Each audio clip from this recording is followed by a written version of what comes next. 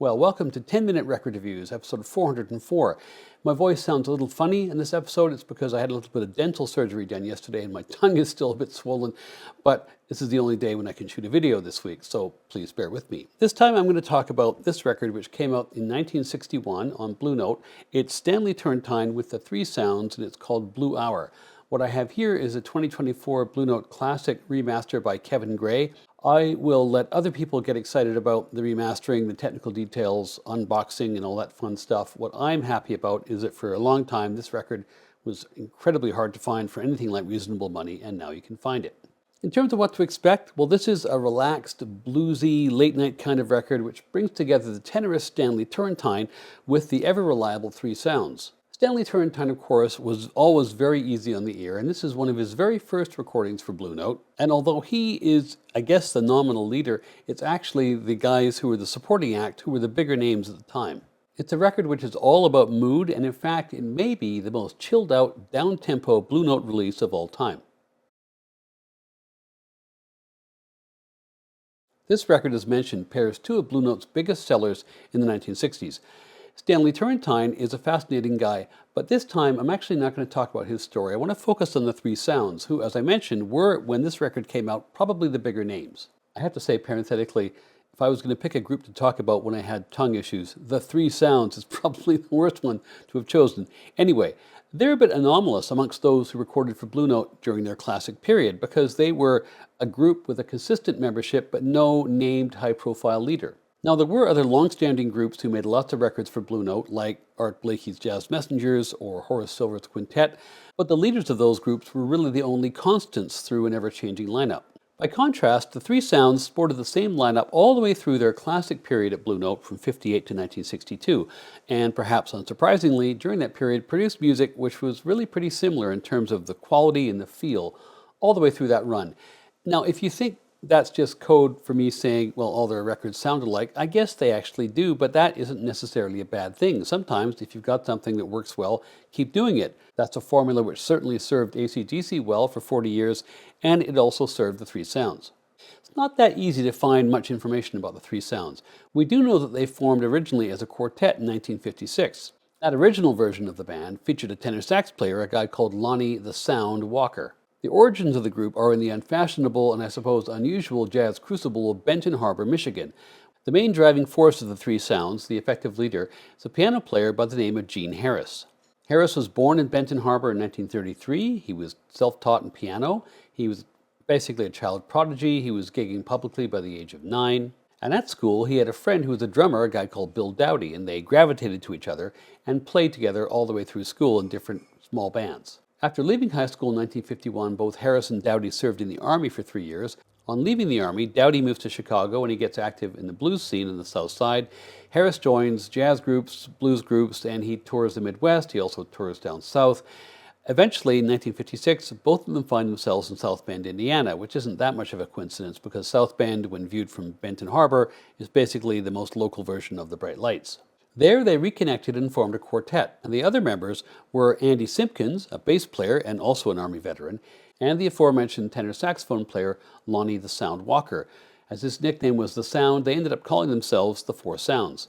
They moved to Cleveland, partly because it was a bigger city and partly because Gene Harris had an aunt there with whom they could stay, and there they auditioned for and got the gig as a house band at a newly opened jazz club, the Tijuana Club, where they were paid $55 a week. Walker, unfortunately, did not last a year with the group, primarily due to a clash with the owner of the Tijuana, who objected to him carrying a handgun in his saxophone case. He was insistent that he had to keep the gun. The club owner did not want the gun on the premises. The group wanted to keep the gig, and so Walker was out. They tried a few other tenor saxophonists, but nobody stuck, and so Harris, Simpkins, and Dowdy decided to remake themselves as a jazz piano trio and call themselves the Three Sounds. In addition to their regular gig at the Tijuana Club, they also worked clubs downtown in Cleveland, and they got work supporting visitors like Lester Young and Sonny Stitt.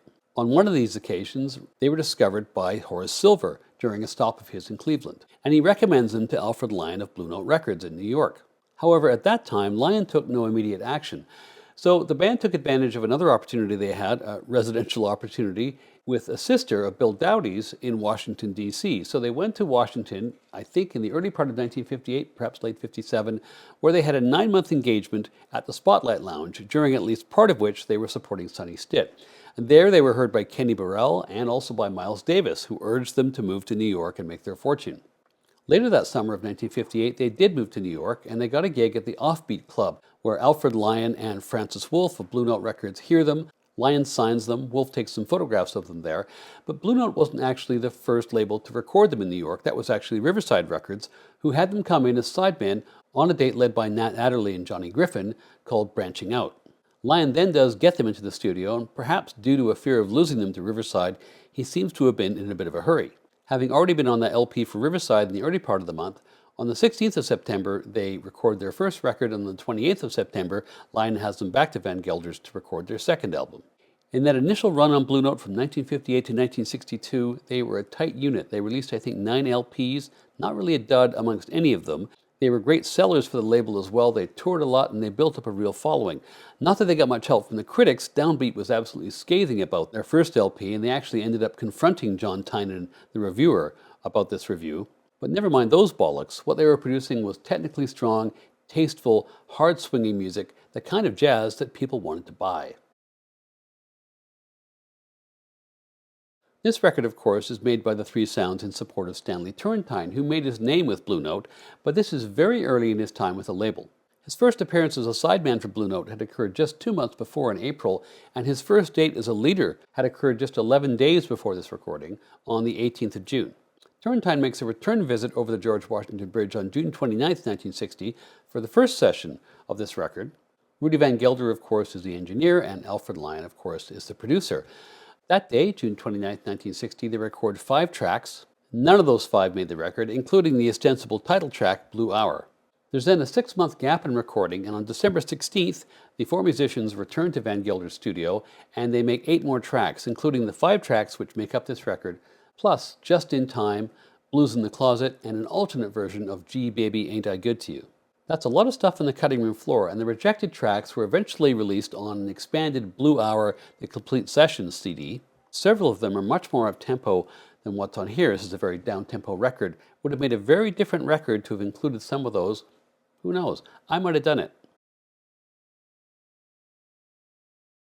Side 1 starts off at a delightfully leisurely pace, I think something like 47 beats a minute, with a 12-bar blues, I Want a Little Girl, and Turrentine and Harris trading solos as we go. And that's followed by Gee Baby Ain't I Good to You. Now we're down to about 45 beats a minute.